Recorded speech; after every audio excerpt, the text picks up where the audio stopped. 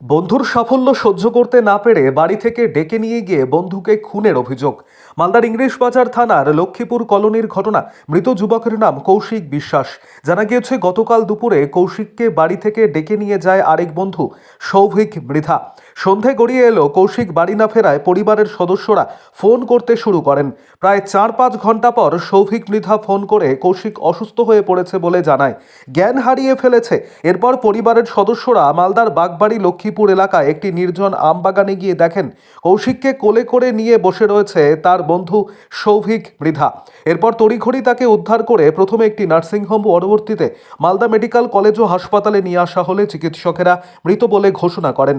মৃত কৌশিক বিশ্বাসের পরিবারের অভিযোগ, তাকে বাড়ি থেকে ডেকে নিয়ে গিয়ে তার বন্ধু খুন করেছে।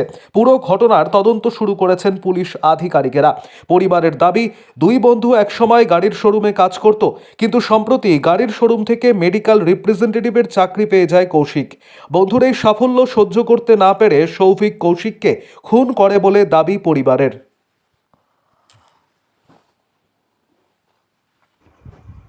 আরও আপডেট থাকতে আমাদের ভিডিও শেয়ার ও ফেসবুক পেজটিকে লাইক করে ফলো করে দিন।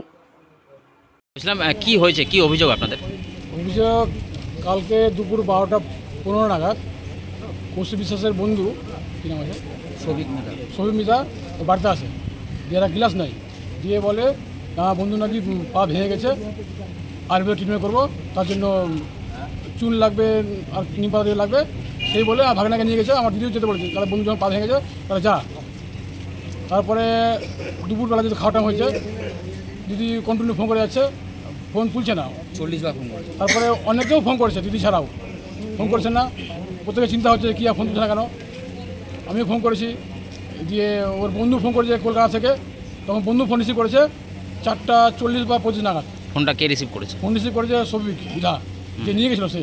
তাই বলছে সেন্সলেস হয়ে গেছে। তো আমরা পল্লী কলেজে উল্টো দিকে জমিতে আছি। তখন শোনার পর ওর দিদি জামা মিলে যাই, গিয়ে দেখে অনেক খুঁজাখুঁজি পর থাকে, অনেক ভিতরে জঙ্গলে ওই ছেলেটা কোলে ভাগনা আছে, খালি গায়ে প্যান্ট পরা আছে। আমার মনে হচ্ছে তখনই তার কোনো কিছু ছিল না, মানে সে সেখানে মারা গেছিলো। তো তড়িঘড়ি ওরা বাইক স্কুটি করে ওখানে যে একটা নার্সিংহোম আছে সেখানে নিয়ে গেল। ওরা হাত চিপে দেখে বললো নার্ভ যাচ্ছে না, আর মেডিকেল নিয়ে যান।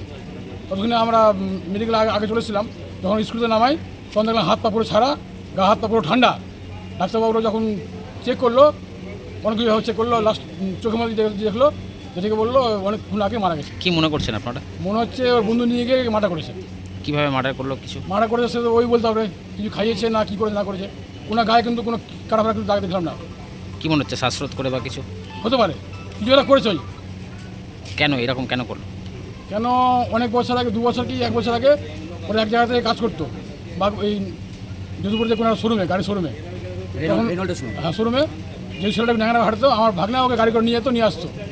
তারপর আমার ভাগনা বিড়াল কাজের জন্য অন্য ওখান থেকে বেরিয়ে গিয়ে অন্য কাজের জন্য চেষ্টা করে। 3 মাস কন্টিনিউ শিলিগুড়ি আসি করেছে ট্রেনিংয়ের জন্য, এমআরআইয়ের জন্য। ওখানে হওয়ার পর কলকাতা থেকে একটা কল আসে, সেই কলে প্রথম কলে আমার ভাগনা চান্স পাই, যে মালদাতে পোস্টিং ছিল, এমআরআইয়ের কাজ নিযুক্ত হয়েছিল। হয়তো ওর থেকে এই ভালো একটা জায়গায় চলে যাচ্ছিলো, ওটা হয়তো হিংসা হলো যে আমিও কাজ ঢুকালাম, আমার থেকে ভালো জায়গা হয়ে গেল, এর উন্নতি হচ্ছে, এটা হতে পারে। বন্ধুর উন্নতির কারণে একটা হতে পারে। হতে পারে। আপনার নাম? আমার নাম নবকুমার সাহা।